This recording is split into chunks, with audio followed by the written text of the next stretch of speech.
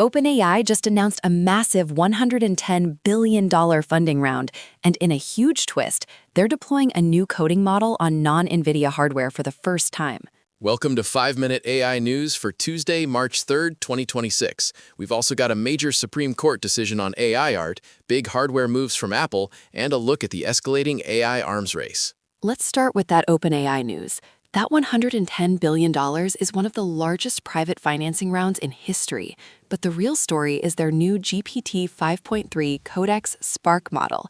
It's running on Cerebrus wafer-scale chips, not GPUs.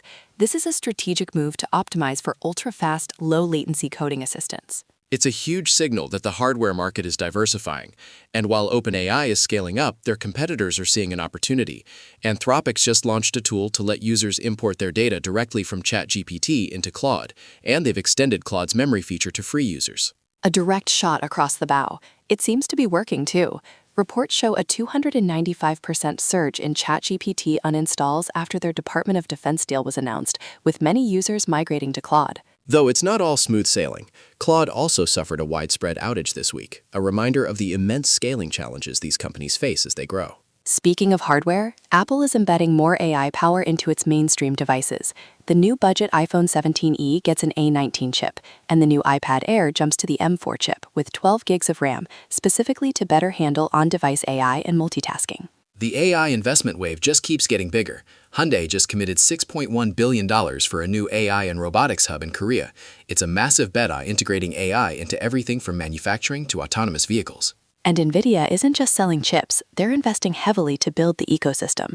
They're planning a $4 billion investment into companies that scale AI infrastructure, reinforcing their central role in the industry's foundation. The demand is definitely there. Just look at Cursor, an AI coding assistant startup. They've reportedly surpassed $2 billion in annual revenue, doubling their run rate in just the last 3 months. It shows how profoundly these tools are changing software development. Absolutely. And that automation is spreading. A startup called 14.ai is now explicitly focused on replacing entire customer support teams at other startups with AI agents, showing just how fast this technology is moving into core business functions. On the legal front, there's a landmark decision, or rather a non-decision. The U.S. Supreme Court declined to hear a case on whether AI-generated art can be copyrighted.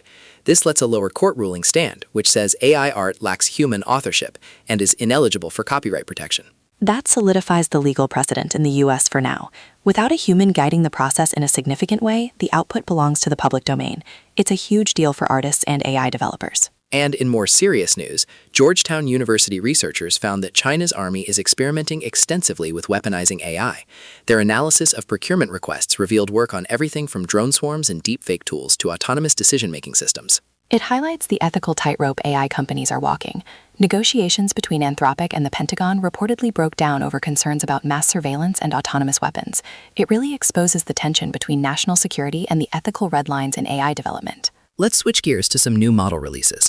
Alibaba just launched its QN 3.5 small model series. These are designed for on-device AI, running on everything from phones to IoT hardware with a more intelligence, less compute philosophy. Exactly. And on the even more resource constraint side, there's a new framework called Nullclaw. It's an AI agent framework built in the Zig programming language. It's incredibly efficient. The whole thing runs in about 1 megabyte of RAM and can boot in under 2 milliseconds on a $5 microcontroller. This could bring sophisticated AI to tiny edge devices. From a $110 billion funding round to AI running on a $5 chip, it really shows the incredible range of what's happening in this space. The OpenAI hardware shift is definitely the story to watch. I agree. That could change the entire hardware landscape.